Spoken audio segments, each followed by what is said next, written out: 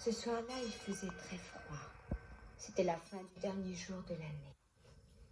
La nuit était déjà tombée sur la ville et au milieu des rafales de vent et de neige, une pauvre petite fille marchait sur le trottoir. Dans ce tablier, elle portait des allumettes. Allumettes, vous voulez des allumettes, monsieur? Ça, si c'est pas une honte de laisser traîner des enfants dans la rue au leur pareil, enfin. Allumettes, vous voulez des allumettes, monsieur? Non, c'est fait, non, tout va bien que j'ai la retraite. Et dis-moi, avec pourquoi es-tu venu? Les bottes, c'était trop grand pour moi. Alors je les ai perdues en courant. Eh ben oui, il fallait les ramasser. Un méchant garçon les a prises, il les a achetées dans la rue, alors les voitures les ont écrasées. Le garnement. Allumettes, monsieur, vous voulez les allumettes? Allumettes. La journée finissait et la petite fille n'avait pas encore vendu un seul paquet d'allumettes. Personne ne lui avait fait au monde de la moindre pièce de monnaie.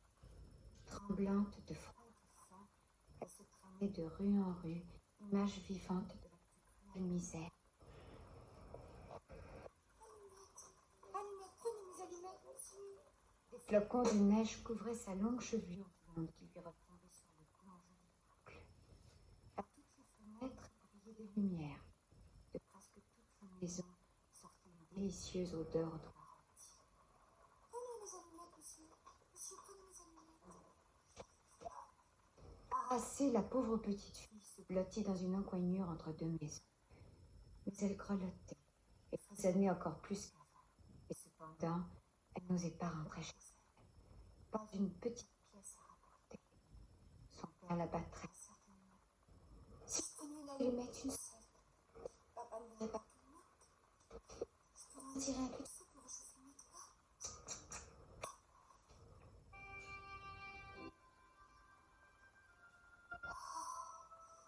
Oh, quelle belle flamme.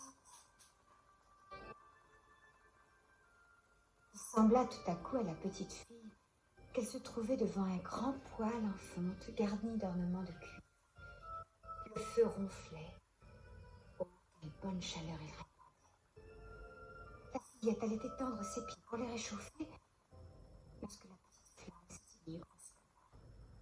Le poêle disparut et l'enfant restait là, tenant en main un fétu de bois à moitié brûlé.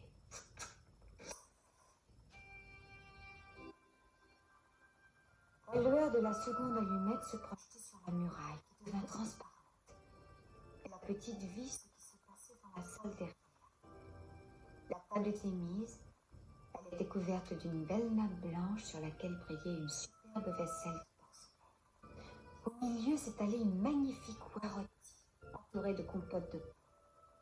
Et voilà que la bête, un couteau et une fourchette plantés dans la poitrine, se met en mouvement et vient se présenter devant la pauvre petite fille.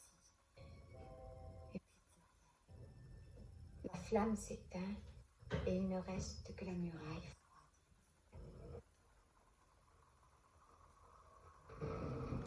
L'enfant prend une troisième allumette. Et elle se voit transportée près d'un arbre de Noël, bien plus splendide que celui qu'elle a aperçu l'an dernier chez un riche marchand par la porte vitrée. Sur ses branches vertes brillent 1000 bougies de couleurs. Des bonbons transparents, des joujoux dorés, une foule de merveilles. La petite étend la main, mais l'allumette s'éteint. L'arbre semble monter vers le ciel et ces bougies deviennent des étoiles. Il y en a une qui se détache et qui redescend vers la terre, laissant une traînée de feu. Voilà quelqu'un qui va mourir.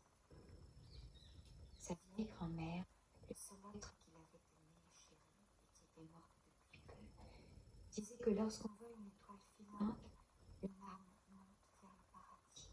Elle frotte encore une allumette.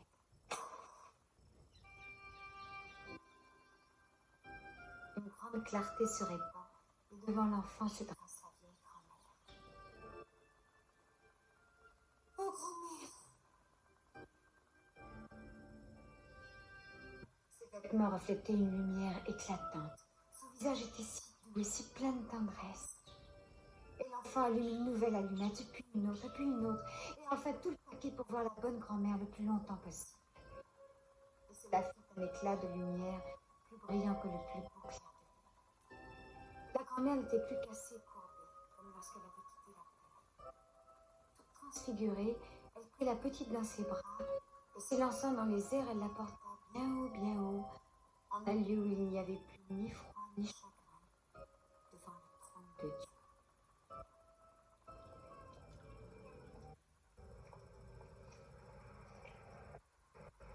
Le lendemain matin, cependant, les passants trouvèrent dans l'encoignure le corps de la petite. Ses joues étaient rouges et elle semblait sourire. Elle était morte de froid pendant la nuit qui avait apporté à tant d'autres des joies et des plaisirs. Elle tenait dans sa petite main toute raidie les restes brûlés d'un paquet d'allumettes. Mais regardez cette petite. Oh, quelle sottise. Et comment a-t-elle pu croire que ces allumettes la réchaufferaient? D'autres versèrent des larmes sur la pauvre enfant. C'est qu'ils ne savaient pas toutes les belles choses qu'elle avait vues pendant la nuit de Noël. Ils ignoraient que si elle avait bien souffert, elle goûtait maintenant dans